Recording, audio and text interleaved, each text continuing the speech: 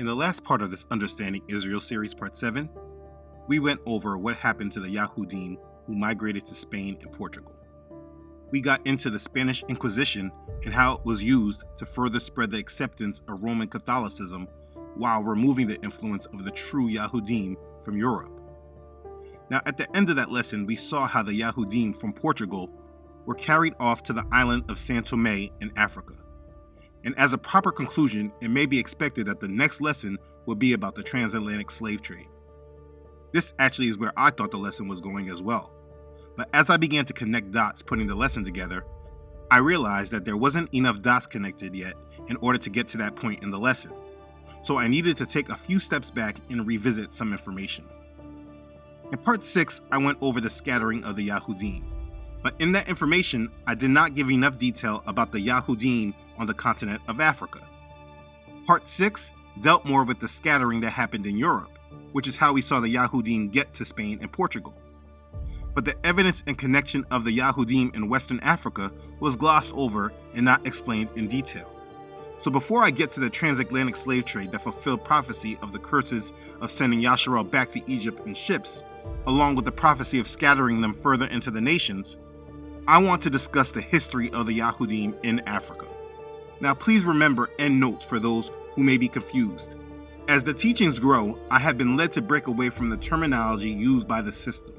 And in order to stay away from the AI bots who look out for certain words, as well as stay more aligned with the truth instead of the assimilation, in certain cases, I use the Hebrew term instead of the English word. So when I say Yahudim, it is what you may refer to as Jews. This is what I'm referring to when I say Yahudim. When I say Yasharel, it is what you know as Israel. Just to make sure there is no confusion, I wanted to be clear. As we dig into this information, it will be very plain to see why knowledge is in fact power, and why it is that they have used our education system as more of a system of oppression more than of a liberation. Everyone alive today, no matter where you are in this world, if you were educated through this education system, you have been influenced to look at the world and the people in it in a specific way, through a specific lens. Our thoughts are not always based on facts or truth, but by indoctrination. And I sincerely pray that this series is a big weapon against the indoctrination that we were brought to believe in. We are clearly in the last days, and if you watch my past series about what happens at the end of the Bible, you can understand the difference between mainstream Christianity's end-time beliefs versus what the Bible actually says. And for many that struggle with this topic, you may still not be convinced on the identity of the Yahudim scattered through the Americas and the Caribbean, or you might still be clouded by race and skin color. I truly believe that because knowledge is power, the more information you receive, the more true understanding can be had, and people can live confidently without a doubt about Bible prophecy and what is coming to this world, so that our hearts are made ready for Messiah and we have purged out our flesh that makes us look at the world in the eyes of skin color or race. So part 8 in this Understanding Israel series will now go over the history of the Yahudim, specifically in Africa. This will be a resource for all who desire to understand the true identity of Yasharel. Let's begin. Okay, so let's do some housekeeping. As we go through this information, I want to make sure I cite my sources so that before anyone wants to challenge the information given, they can go on and read these books for themselves. We have a great resource from Dr. Alan Godby's book, The Lost Tribes, A Myth. We have Nahum Schlouch's book, Travels in North Africa. Joseph J. Williams' book, Hebrewisms of West Africa. And we have Rudolph Windsor's book, From Babylon to Timbuktu, who I actually would really like to thank for his studies and due diligence on this subject. These 4 books provide the information that will be presented in this video. Again, The Lost Tribes, A Myth book is on my site as a PDF because if you want to read this book for yourself, the book sells for $10,000 on Amazon.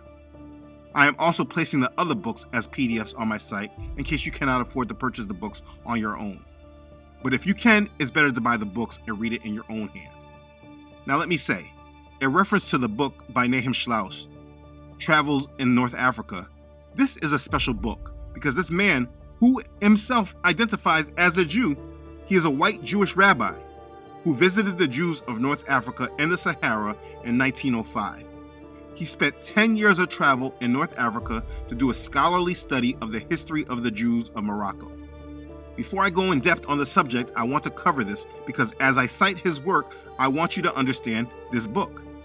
In the foreword of his book, he writes, I was struck by the great importance of the problem of the ethnic and historic origin of the various groups of the African Jews. Little attention had been paid to this problem, but I saw that the study of the question might well throw new light on the origins and history of Judaism throughout the whole Mediterranean basin. On taking into consideration the conclusions reached by general African research, I realized that the special conditions peculiar to Africa and the scarcity of documents were sufficient to discourage the most zealous historical adventurer. I saw that only one course was open to me, i.e., to follow the example of all historians of Africa and to undertake a series of voyages across northern Africa, visiting in person localities of historical interest and collecting historical evidence, both documentary and traditional, touching on the life and customs of the Jews of Africa. So I wanted you to know that first. The information that he provides is based on this approach, which is awesome. This is firsthand from the beginning of the 20th century. This is also another awesome book, and I do recognize that it's not easy to come by as well. So like I said, I have placed a PDF to this book on my site to download as well. The link is in the description box. Knowledge should be free. So let's get into it. Okay, so in part 7, we ended it with the Yahudim being sent from Portugal to São Tomé in Africa in the late 15th century. This was after the Yahudim of Spain were banished in 1492 after they were involved in the Spanish Inquisition. This is where we ended, but I do want to do a complete rewind in history and go back a taste. We must go back to the point where we were at in part 4 after Islam was started and the Mohammedans started their conquest. The Yahudim in Arabia were given a choice of either accepting Islam or leaving the land. And of those that did not accept Islam, they left Yemen and passed on to East Africa. And that will be the point where we start in this part of the series. Now, you know, when we go through history or learn about history in school, we are only taught about the history that they want us to know of.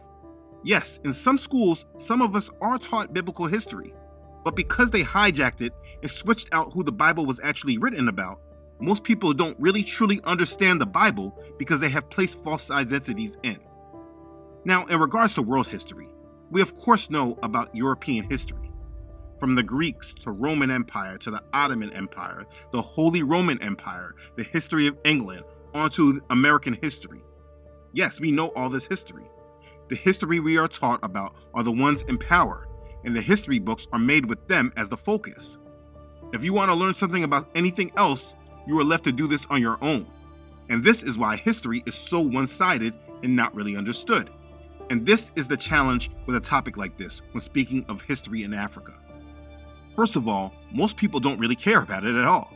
They think it's a bunch of tribal people killing lions and tigers and bears. But that's just ignorance. The continent of Africa, so vast, so much resources, so many people residing there since the beginning of time. But the history of the people here is widely not known. Like I just said, we are made to believe that it's just a bunch of savage people in tents living around lions and tigers and elephants. But again, that's not so. There were kingdoms and there were dynasties, empires. There were kings, organized civilizations that eventually did trade and did commerce with countries like Portugal, Spain, France, England, and the biggest corporation in history, the Dutch East India Company. I mean, we are literally only told that the Europeans took slaves from here and brought them to the Americas and the Caribbeans. But there's so much more to know and understand about all that. And so this is what we will do. For instance, when we think about slavery, we like to think that this was all done at random, but this is not true. The Europeans did not just go down there, round up whatever Africans they saw, and just take them. No, they did this from an understanding. If you understand, there was slave harbors, there was slave coasts where the Africans traded other Africans for slaves. When the Europeans came to do trade with Africa, they had maps of Africa that divided the land into regions based on the people that were there. It should not be a surprise that the people taken in the transatlantic slave trade came from Negro land. Yes, this was a place, which is why the people in America are called Negroes. But I don't want to get ahead of myself here. let's slow down and go back in time. Between the 2nd and 3rd centuries, the Yahudim of Arabia continued migrating across the Red Sea to Ethiopia. The largest exodus of the Yahudim occurred during their persecution by the Arabs led by Muhammad. We went over that information if you remember in part 4. Now be clear, this is not the same group that I spoke about in part 6 and 7 of this series. In those parts of the series, the Yahudim that we spoke about being scattered were in Europe. Let me clarify this so there is no confusion. As I explained in part 6, in Solomon Grazel's book, The History of the Jews, he documents that before Yahusha came to Israel in the year 63 BC, Pompey, the Roman general, he conquered the land of Yasharel, which they refer to as Palestine. This is what we know as the Siege of Jerusalem. When he took over the land and put it under Roman control, he carried off a large number of Yahudim war captives whom he sold as slaves. Later, these Yahudim or their children were freed and remained in Rome. And subsequently, anytime there was any rebellion against Rome by the Yahudim in Jerusalem, the captives of war were enslaved. They were brought to Rome and then later freed, increasing the Roman population of the Yahudim. It is estimated that by the time of the First Jewish War in 66 to 71 AD, this is the time when Rome destroyed the First Temple. I spoke about this event again in part 4. It is estimated that there were about 50,000 Jews in the city of Rome. We know this to be true if we go back to the book of Acts, chapter 28. For time's sake, I will not read it, but I did go over this in great detail in part 4, so if you want more understanding, go back to that video. But listen, there were very clearly Yahudim in Rome and all around Asia Minor. Paul was preaching to them. Peter and the other disciples also witnessed to them. But according to Acts chapter 28, some were persuaded by Paul and others disbelieved. And these are those who later continued to scatter into Europe, as I explained in part 6 and 7. It was from these Yahudim that made it to Spain and Portugal, and later on made it right back to the same place that their kin was in Africa. I hope that clears this up.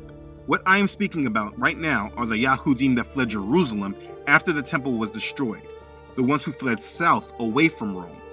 Like I said earlier, the largest exodus of the Yahudim occurred during their persecution by the Arabs led by Muhammad, and we went over that in part 4. The group I spoke about in part 6 and 7 are not the same that I spoke about in part 4.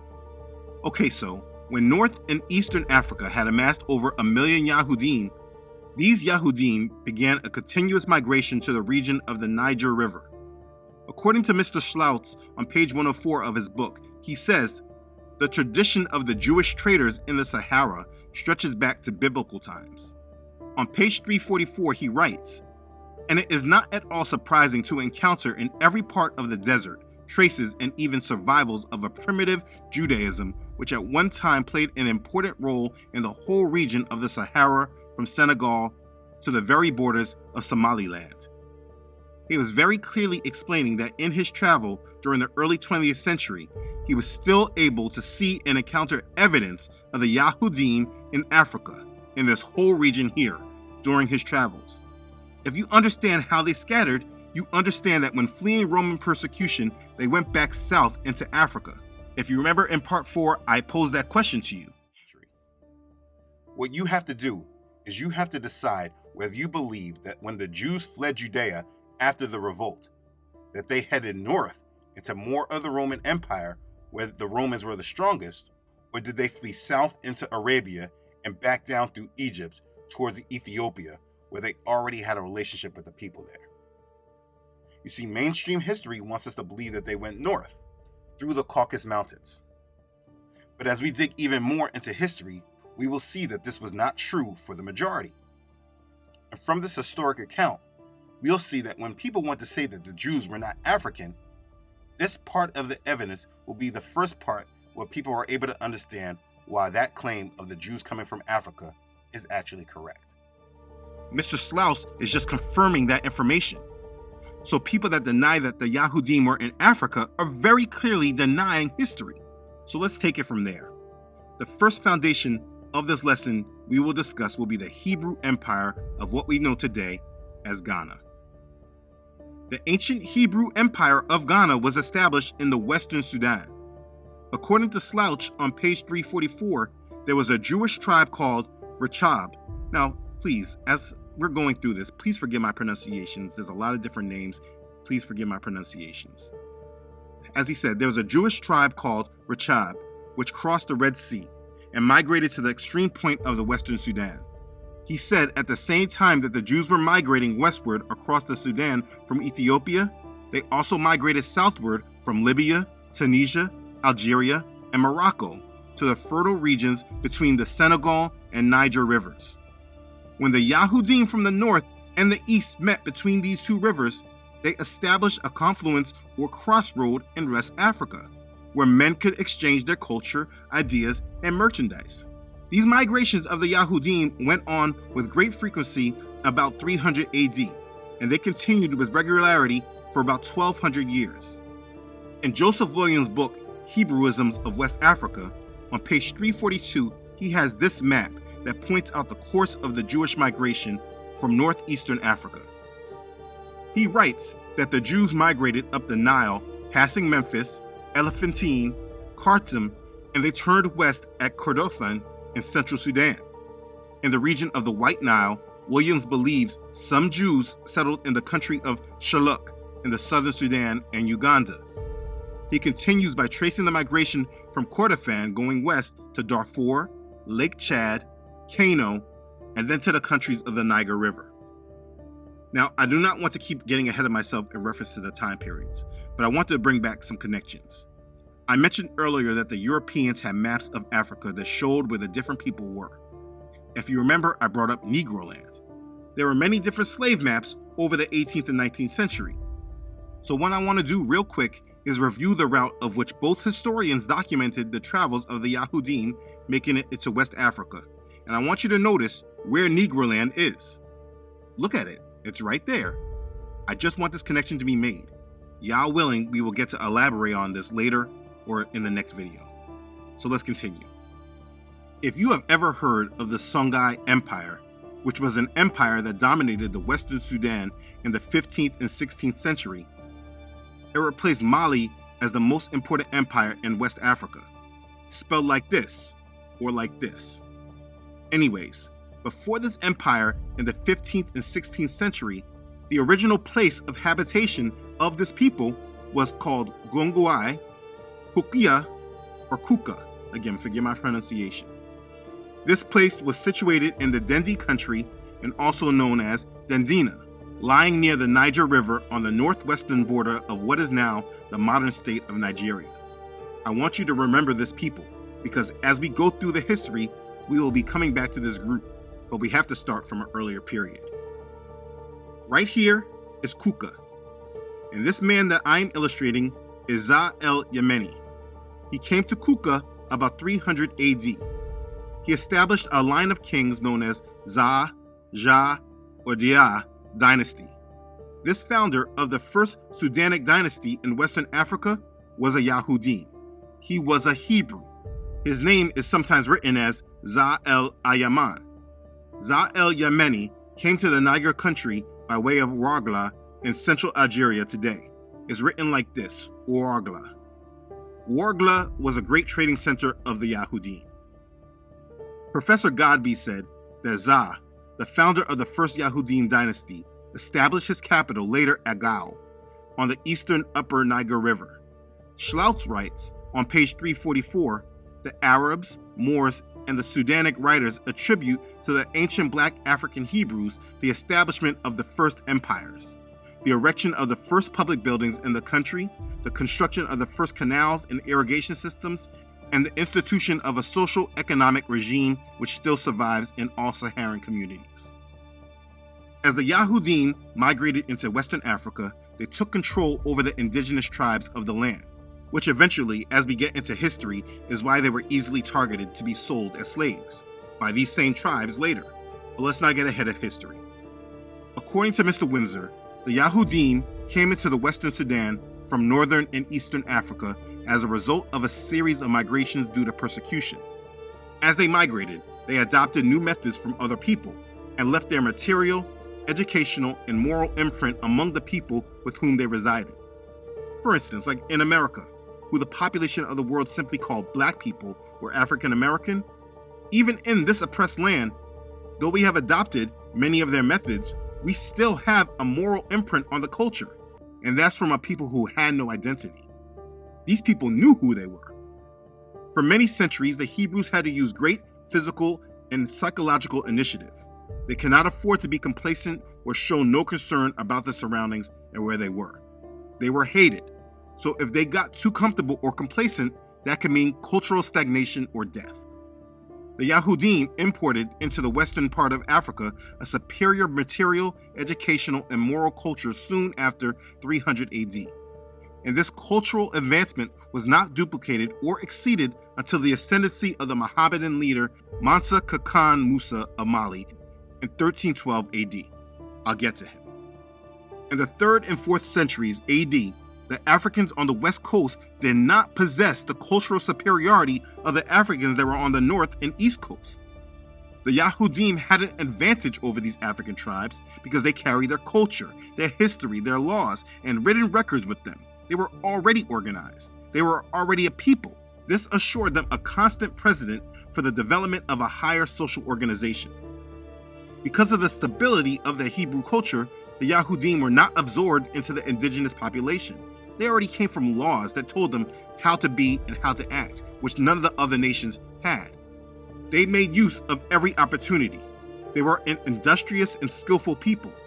From the Yahudim, Ghanaian states were found kings, princes, governors, generals, secretaries, treasurers, revenue agents, judges, architects, engineers, doctors, historians.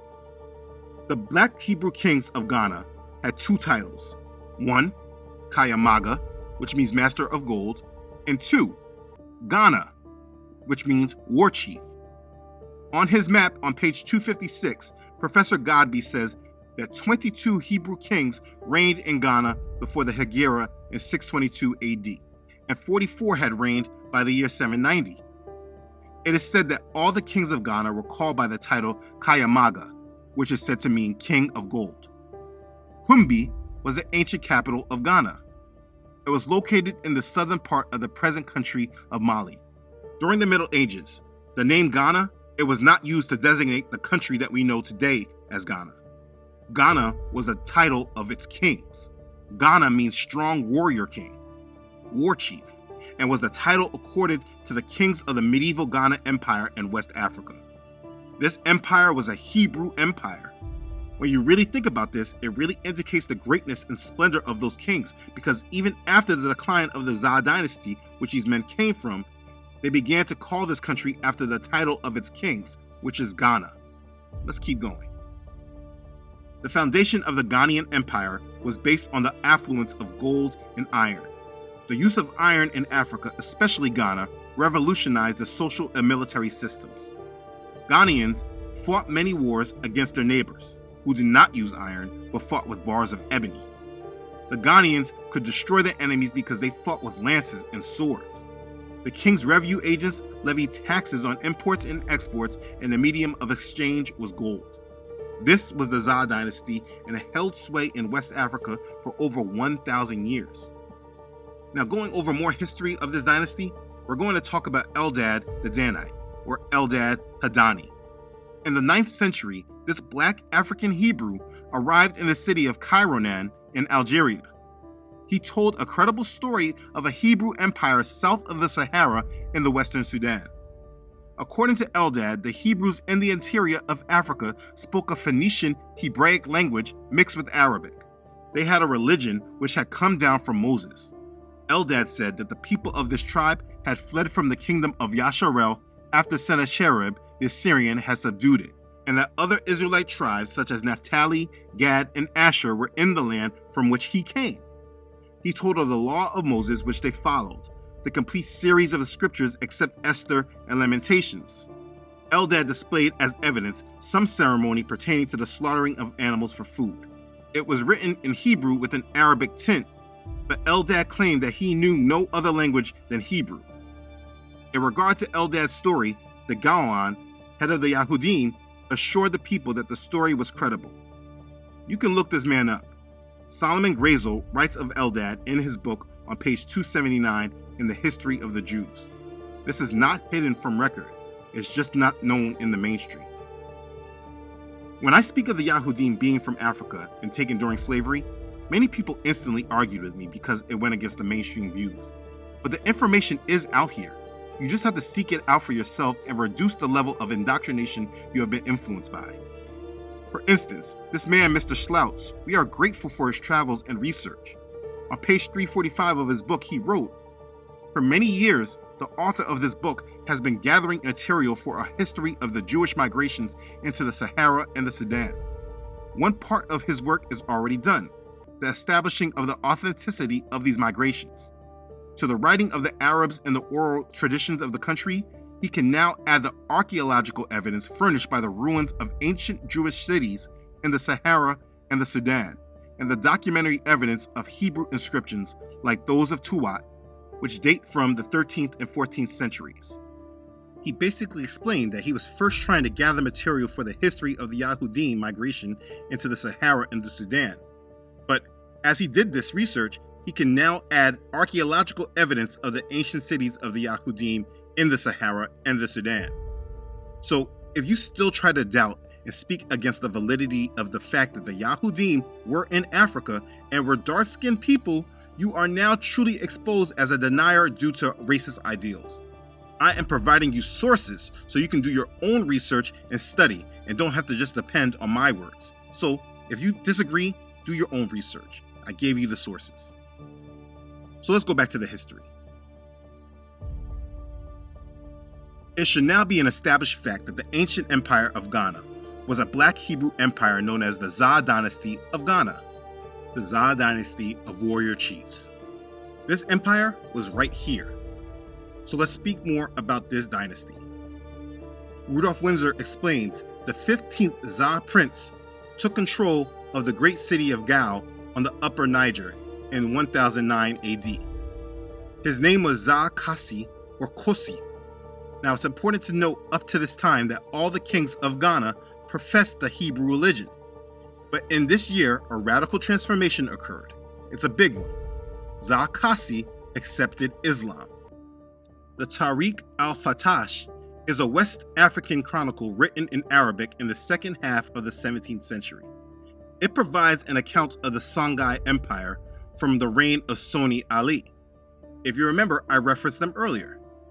But in this document, he speaks of why the king of Songhai, Ghana, was persuaded to convert to Islam by the merchants of the city of Gao, who already had become wealthy and economically powerful. Much of Ghana's trade was maintained with the Muslims of the north. As the history progressed and Islam continued to spread, the North Africans became strong Mohammedans, and economics and religion were co-partners, operating concertedly in the city of Gao. The Muslims were dominating Ghana's vital trade links in North Africa and the Sahara, and it was good for Ghana's security to be recognized as having a Mohammedan king. In his book, Africa, History of a Continent, when concerning Islam, Basil Davidson makes the point: Islam reaches the markets of the Western Sudan by at least the 9th century, but it makes little initial impact. The rulers of Ghana do not accept Islam as one of their state religions. Only at the beginning of the 11th century are there few such conversions, the earliest of any importance of which we know being that of the king of Gao, traditionally in 1010, followed by that of the king Kanem-Bornu in 1086. Davidson says, "These are tactical conversions. These kings are Muslims only in name, motivated as much by the commercial convenience as by appreciation of the political and religious achievements and teaching of Islam." And this is very similar to what the Marranos did in Spain before the Inquisition. These people conformed in order to make life easier for themselves. And we know through history what happens when they did that. In spite of the fact that the kings of Ghana professed Islam, many of the inhabitants remained Jews, Yahudim.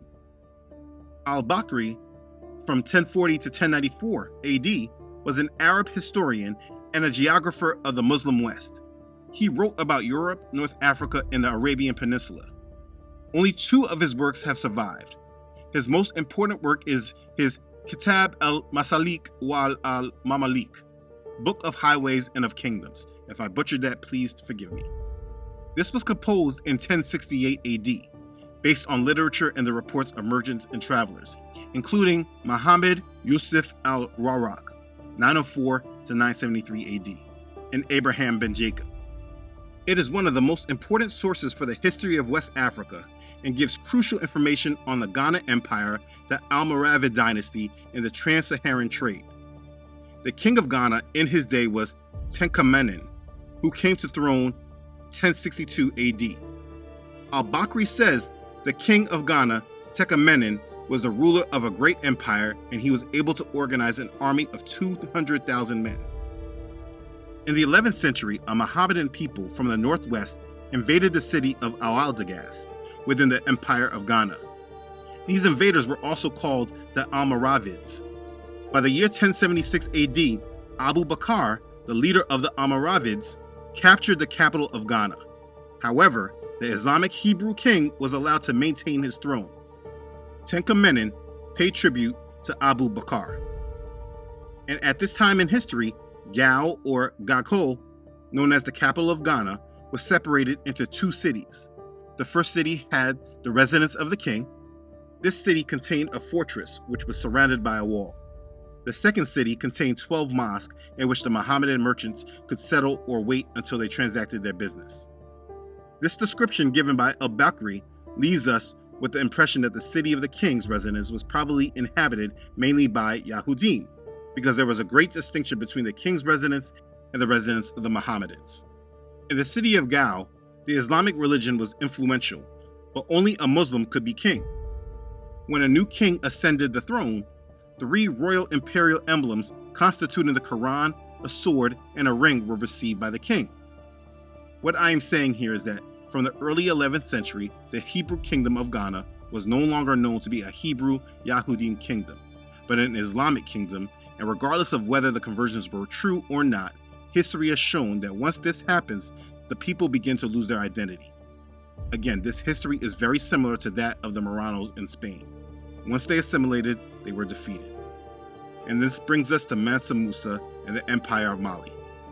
The Empire of Mali is also called the Melestine Empire. The rulers and people of the Empire of Mali were black Africans of the Mandingo tribe. This tribe was originally situated in the territory known today as Guinea, Sierra Leone, and northward.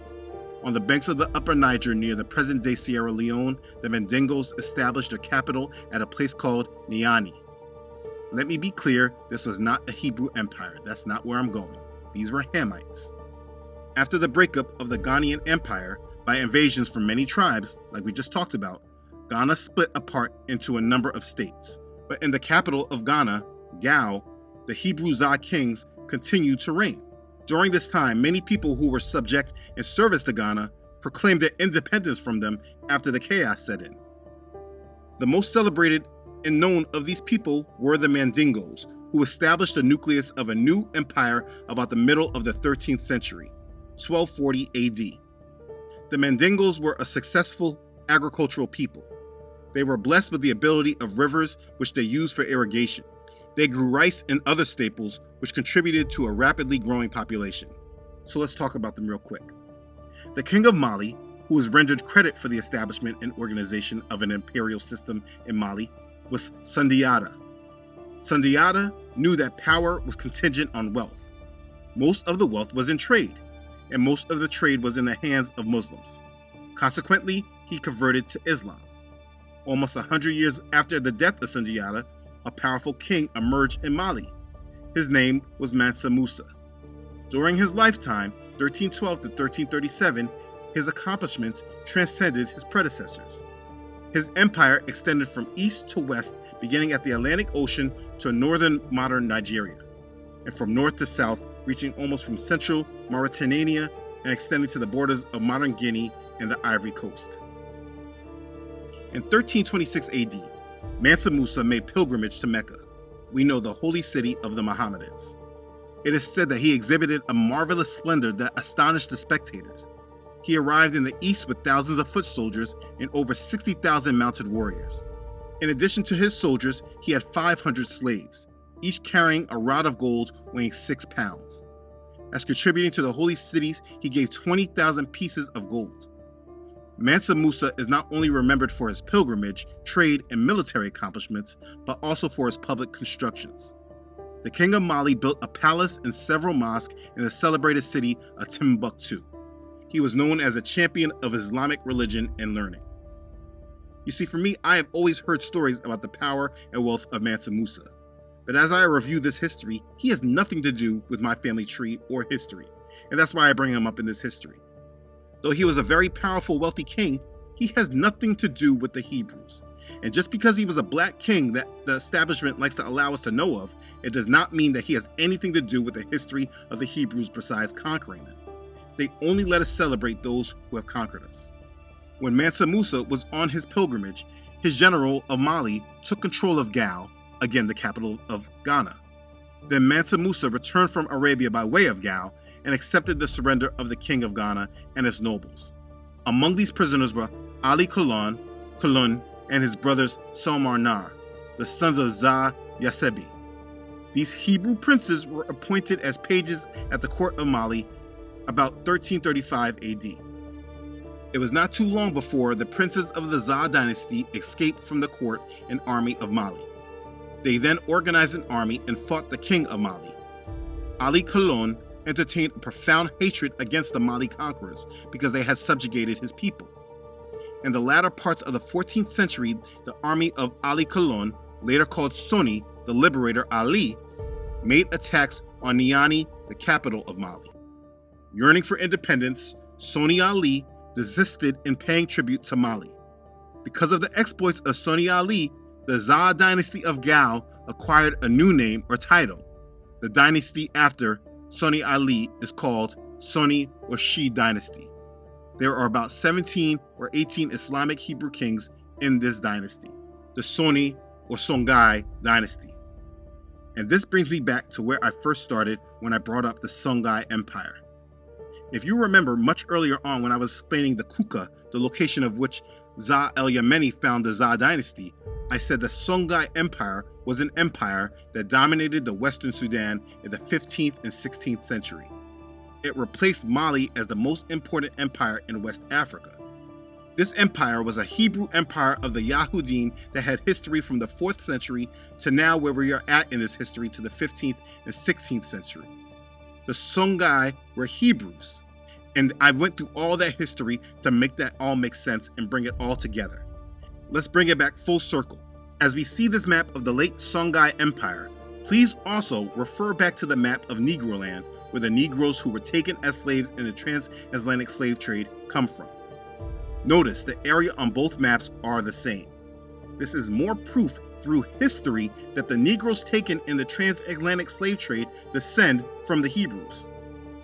In the year 1464, the 16th Za prince, Soni Ali, took the leadership of Gao and began to build a new empire. Soni Ali attacked many of the neighboring tribes, including the city of Timbuktu, and brought them under his dominance. In almost every way, Songhai was a greater empire than Mali. Soni Ali systemized various schemes of organization and administration unknown by his predecessors. He appointed governors over his territories and organized a standing professional army consisting of echelon, including a navy on the Niger. The Songhai Empire seems to have begun with Soni Ali I. This was the time of the decline of the Empire of Mali in the year 1350 AD. And the fall of the Za Soni dynasty happened at the time of the rise of the Askian dynasty. According to Professor Godby, the Za Soni dynasty of the Black Hebrew kings was terminated about the year 1492 AD. And there's that year again. We're going to stop at this point of time in history because there's much more to discuss and I do not want to overwhelm you with all this information. Though in a video like this, I'm sure I probably already did. But let me just restate this and make sure it's above and beyond clear. The people who are known as Negroes, who were sent as slaves to the Americas and the Caribbean, these Negroes come from Negroland, which is a division of people placed on the European slave maps from the 17th to 19th centuries. This land of Negroland consisted of the people who come from the Songhai dynasty. This was a people of Hebrew heritage who started from Soni Ali, the king, who was, of course, of Hebrew descent. The Songhai dynasty took over the Mali dynasty, which came before them. The Mali Empire came into power after taking power from the Empire of Ghana, also known as the Zaa dynasty.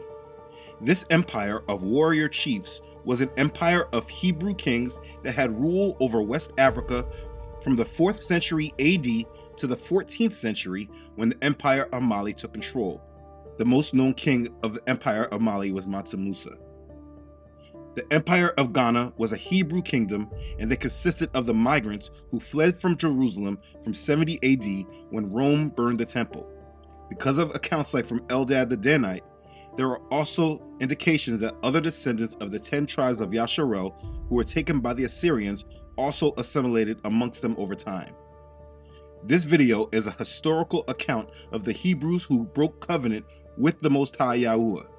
They had to flee from their land, and they were scattered abroad into West Africa and established themselves without the power of the Most High, until it was their time again to flee and be scattered, after the rest of the New World was found. So be clear, the Negroes are Hebrews, and you have been given historic account to this fact. If you are a Negro, you are a Hebrew, and it is time to turn back to the Most High Yahuwah before the world comes into judgment. The point of this is providing historic understanding of things that our mainstream education system does not provide. If you understand the history of the Hebrews, because of the curses, they can never settle and they are always hated. Anytime they get complacent, they get conquered and are forced to move. This is an overall pattern to their history, and it is biblical and it confirms scripture. Anytime anyone wants to understand why I believe in the Bible so much, I can say from an actual historic understanding that the true history of the world validates the scriptures, and the lies that are told and the cover-ups and the hijackings that have been done in order to make me not believe in the scripture, it also validates the scriptures. Judah has gone into captivity, under affliction and hard servitude. She dwells among the nations. She finds no rest. All her persecutors overtake her in dire straits. Lamentations chapter 1 verse 3. When you know the real history, you cannot deny the validity of the scriptures. So this is absolutely one reason why Satan has hidden the understanding of history and who actually fits in these roles of biblical understanding. Because if you can be caught in confusion, you can be steered by him and not by Yah. In this Understanding Israel series, we have gone through this history in order for you, the viewer, to have a concrete understanding of who Yasharel is and understand how this all correlates with end times Bible prophecy. Yah chose this people of Yasharel as his people, and he desired to guide them and raise them up as priests and a holy nation. But they were disobedient to him and followed after other gods until they were cursed. We are now in the age of grace, where all nations can be grafted into Yasharel and be accepted by Yah because of our Messiah, Yahusha. And we have gone through a great deal of spiritual blindness in this world in order for Bible prophecy to be fulfilled. But the time of blindness is no more, and Yah is drawing us back to him and providing us with understanding and truth. It is up to each of us to seek him with our hearts right in him and abiding in his word, while rejecting the lies and the provoking of our flesh. This world is changing and things are about to get a lot worse. The goal of this ministry is to empower people with the truth so that you can walk in these last days with power from the conviction of the truth. This is not a racial topic. This is a topic about the history of a people that were chosen by Yah to be holders of a covenant, and in the last days, he promised to restore them. This is spoken of multiple times by the prophets, but I will make sure that I repeat it in this video. For time's sake, I will read it from Isaiah chapter 43, verses 1 through 6. But now, thus says Yahuwah, who created you, O Jacob, and he who formed you, O Yasharel. Fear not, for I have redeemed you. I have called you by your name. You are mine. When you pass through the waters, I will be with you, and through the rivers, they shall not overflow you. When you walk through the fire, you shall not be burned, nor shall the flame scorch you. For I am Yahuwah your Elohim, the Holy One of Yasharel, your Savior. I gave Egypt for your ransom, Ethiopia and Seba in your place. Since you are precious in my sight, you have been honored, and I have loved you. Therefore I will give men for you, and people for your life. Fear not, for I am with you. I will bring your descendants from the east and gather you from the west. I will say to the north, give them up, and to the south, do not keep them back. Bring my sons from afar and my daughters from the ends of the earth. Hallelujah. I have gone through this history to academically show you more evidence of the scattering, and it is quite different than what the mainstream has tried to convince us of.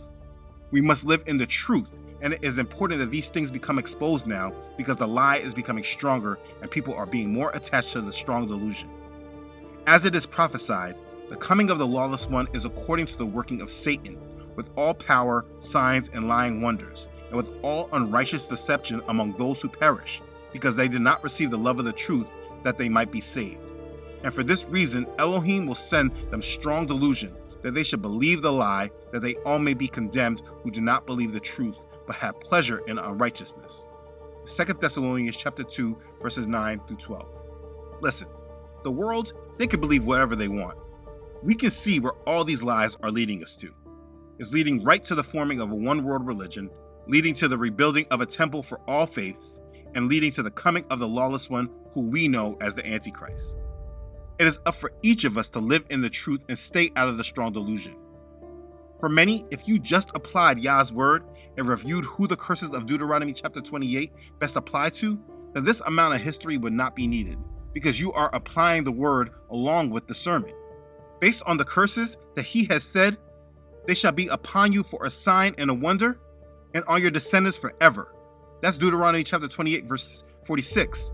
Based on these curses that he said would be a sign, looking for this sign and wonder would be easy to apply if we just looked at history, ongoing history to this day. You know we've been fighting 400 and still fighting to this day.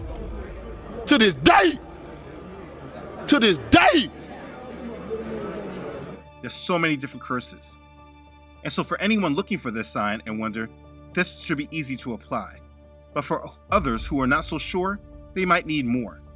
This information is being provided for you to be assured, and sources are clearly documented, so please read these books for yourself if you want to challenge. But at the end of the day, you have been provided the history in order for truth to set you free and help you be assured of the side you are on and what you need to avoid as these events begin to transpire. At the end of the day, be assured, if you believe in Yahusha and live your life in accordance with him, then you will be blessed and you will overcome. So keep your trust in Yah and keep your faith in Yahusha, and be a set-apart one who is ready for Yah's kingdom. Because please understand, our redemption and the fulfillment of our promises are right ahead. Be ready for them and be blessed. Hallelujah.